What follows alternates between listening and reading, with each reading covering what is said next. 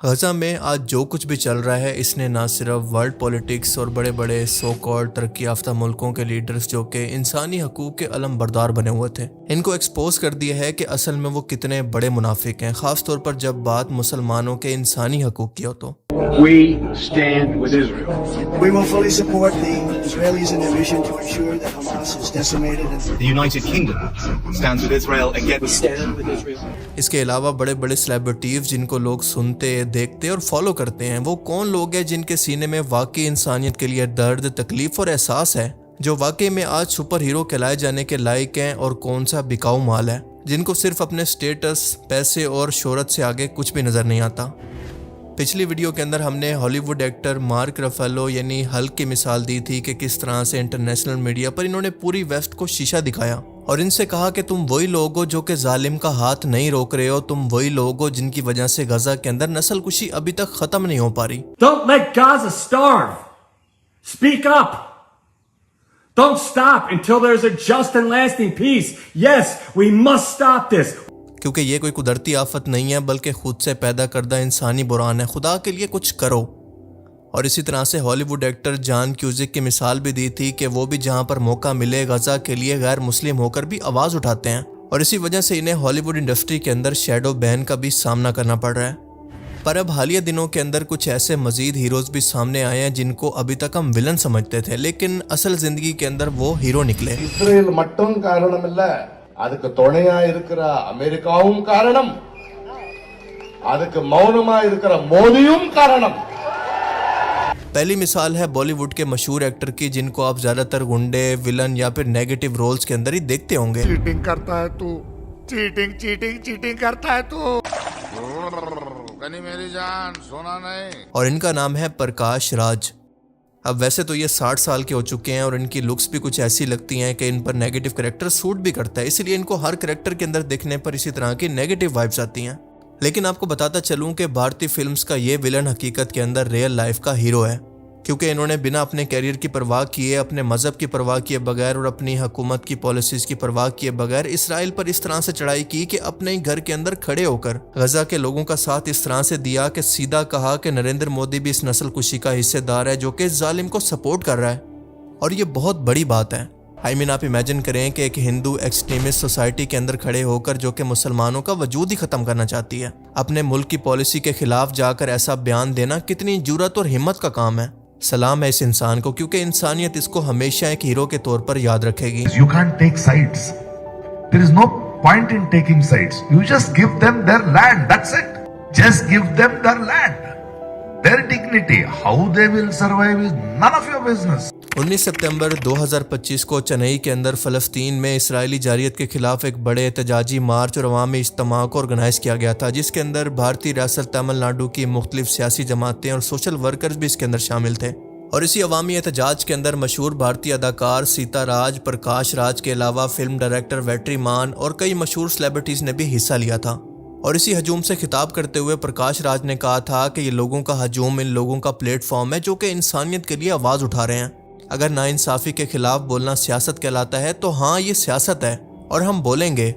फिर इंतहाई दुख के साथ कहा कि जंगें ख़त्म हो जाएंगी, लीडर आपस में हाथ मिलाकर चले जाएंगे, मगर कहीं एक माँ अपने बेटे का इंतज़ार करेगी और एक बीवी अपने शौहर का इंतज़ार करेगी और बच्चे अपने बाप का इंतज़ार करेंगे। இந்த போர் இருக்கு இல்லையா, போர் முடிஞ்சிடும், தலைவர்கள் எல்லாம் கை குலுக்கி கிளம்பிடுவாங்க। ஆனா உண்மை என்னன்னா அங்க ஒரு கேள்வி தன் மகனுக்காக காத்திருப்பான்।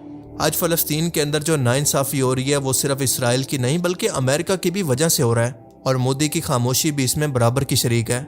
उनका मजीद कहना था कि जब हमारे जिस्म पर जख्म हो और हम खामोश रहें तो वो नासूर बन जाता है। इसी तरह से अगर एक कौम जख्मी हो और हम खामोश रहें तो वो खामोशी इस कौम के दर्द को बढ़ा देती है। ये वो बातें हैं जो कि हम एक मुस्लिम लीडर के मुंह से सुनना चाहते थे, और एक मुसलमान के जज्बात गजा के लिए इसी तरह के होने चाहिए थे। पर अफसोस कि ये बातें करने वाला शख्स ना तो मुसलमान है और ना ही कोई मुस्लिम लीडर, बस एक आम सा इंसान है जिससे इंसानियत की तौहीन बर्दाश्त नहीं हो रही। इसके अलावा एक्टर सत्या राज ने गजा के अंदर जारी कत्ले आम को नाकाबिले बर्दाश्त और इंसानियत के खिलाफ एक जुर्म करार दिया। उन्होंने सवाल किया कि गजा पर बम कैसे गिराए जा सकते हैं, इस वक्त इंसानियत कहाँ पर चली गई है। जो लोग ये जुल्म करते हैं वो रात को सुकून से कैसे सो सकते हैं। अभी ये आवाज़ें मज़ीद दब नहीं सकती क्योंकि आज के दौर के अंदर सोशल मीडिया हमारी आवाज़ को दुनिया भर के अंदर पहुंचा देगा। आज तमाम एक्टर्स की ये जिम्मेदारी है कि वो ऐसे प्रोटेस्ट के अंदर हिस्सा लें, क्योंकि अगर हमारी शोहरत इंसानियत और आज़ादी के काम ना आए तो हमारा मशहूर होने का क्या फ़ायदा। जस्ट इमेजिन कि ये सब एक हिंदू एक्टर के जज्बात हैं, जबकि दूसरी तरफ हमारे सो कॉल्ड मुस्लिम सेलिब्रिटीज़ ये फहाशी फैलाने के अंदर मसरूफ़ हैं, जो कि अल्लाह के अजाब को मज़ीद दावत दे सकता है। इन लोगों की शक्लें आपने याद रखनी हैं।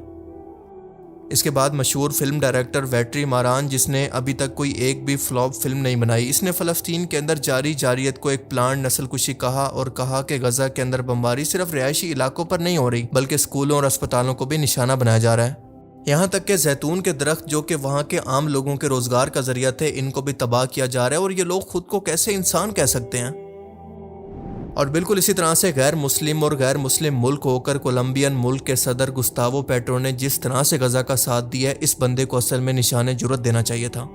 पर अफसोस कि इस बंदे का आपने मीडिया पर जिक्र तक नहीं सुना होगा। अमेरिका में हाल ही में यूनाइटेड नेशन के अंदर होने वाले इजलास के बाद गुस्तावो पेट्रो ने अमेरिका के अंदर रहने वाले साउथ अमेरिका के लोगों से खिताब किया जो कि स्पेनिश बोलते हैं, और इन लोगों से अपने खिताब के अंदर वो कुछ कहा जो कि आप सोच भी नहीं सकते। अपने लोगों से खिताब करने के साथ साथ इन्होंने अमेरिकन फोर्सेस से भी कहा था कि अपने हथियारों को गजा से हटाकर इन जालिम लोगों की तरफ करो जो कि ये सब कुछ करवाने के लिए आपको हुक्म दे रहे हैं। Obedezcan la orden de la humanidad. Disobey the Trump's order. Obey the order of humanity. यानी अपनी अमेरिकन हुकूमत की तरफ। और जब इनका ये बयान सोशल मीडिया पर वायरल हुआ तो ट्रंप ने इसको देखकर फ़ौरन से इसका वीज़ा हमेशा के लिए अमेरिका के लिए ख़त्म कर दिया कि आज के बाद ये कभी भी अमेरिका नहीं आ सकता, ये हमेशा के लिए बैन है। और हो सकता है कि आने वाले दिनों के अंदर इनकी हुकूमत भी जमहूरियत खतरे के अंदर कहकर इनकी हुकूमत को गिरा दिया जाए। The US is revoking the Colombian president's visa after his visit to the United Nations. President Gustavo Petro took to New York streets in a pro-Palestinian demonstration and urged the US military to disobey Trump. अब Trump के इस response के बाद Gustavo petro को तो ये चाहिए था कि एक मुस्लिम मुल्क की खातिर अपने ताल्लुकात ट्रंप से ख़राब करने की बजाय सीधा जाकर कोई एक्सक्यूज़ कर देता कि मेरा ये मतलब नहीं था। पर आप इनकी हिम्मत देखें कि अपने मुल्क लैंड करने के बाद इन्होंने ये स्पीच सीधा अपने सोशल मीडिया पर पोस्ट की और अमेरिका को जवाब दिया कि जो कर सकते हो कर लो, आई डोंट केयर। और अमेरिका के अलावा गुस्तावो पेट्रो ने जो कुछ इसराइल के साथ किया, आप इसको सही मानों के अंदर पंजाबी में मंजी ठोकना कह सकते हैं। इन्होंने कहा कि इसराइल सही मानों के अंदर आज गजा के अंदर लोगों की नस्लकुशी कर रहा है और दोबारा से हिटलर की तारीख को दोहरा रहा है। और इस बंदे ने सिर्फ बातें नहीं की बल्कि मई 2024 के अंदर बाकायदा तौर पर ऐलान किया कि कोलंबिया इसराइल के सफारती ताल्लुकात ख़त्म किए जा रहे हैं। ज़रा तसव्वुर करें कि वो मुल्क जिसकी 1% भी आबादी मुसलमान नहीं है, वो मुसलमानों के साथ, मजलूमों के साथ कितनी बहादुरी से खड़ा है, और वो भी बिना किसी लालच के। इसको कहते हैं असल हीरो। सलाम अलैकुम। और सिर्फ यही नहीं बल्कि इसने इसराइल से हथियार खरीदना भी बंद कर दिए और इसके अलावा इसराइल को जो कोयला बेचता था वो भी बेचना बंद कर दिया। गुस्तावो पेट्रो ने वाज़े तौर पर कोलंबिया के अंदर मौजूद माइनिंग कंपनी से ये कह दिया कि अगर वो इसराइल को कोयला या फिर मिनरल्स बेचती रहती हैं तो इनके कॉन्ट्रैक्ट्स ख़त्म हो जाएंगे। इन्होंने मजीद कहा कि इसराइल के सदर को आलमी अदालत के अंदर ले जाकर इस पर मुकदमा चलना चाहिए और दुनिया के तमाम बड़े मुल्क मिलकर इसराइल के खिलाफ एक इंटरनेशनल फोर्स बनाएं। मैं तो इसके लिए तैयार हूँ। और अगर ये फिर भी बाज ना आए तो दुनिया के तमाम मुल्क इससे सफारती ताल्लुकात ख़त्म कर दें, जैसा कि हमने किया है। यूनाइटेड नेशन के अंदर अपनी तकरीर में इनका कहना था कि हम सब मुल्कों को मिलकर अमली तौर पर कुछ करना होगा, क्योंकि इसके अंदर सिर्फ इसराइल नहीं बल्कि अमेरिका भी बराबर का शरीक है जो कि इसकी मदद कर रहा है।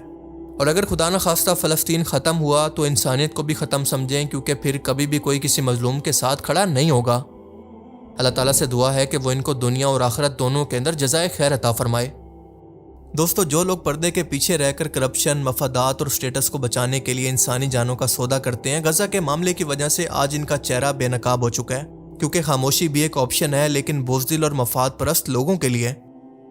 और आज इसी गजा के मामले को लेकर जो रियासतों ने, इदारों ने और सेलिब्रिटीज़ ने जो खामोशी इख्तियार की है वो तारीख के अंदर हमेशा गद्दारी के नाम से लिखी जाएगी। अल्लाह ताला से दुआ है कि वो हमें समझने की और नेक अमल करने की तौफीक अता फरमाए। आमीन।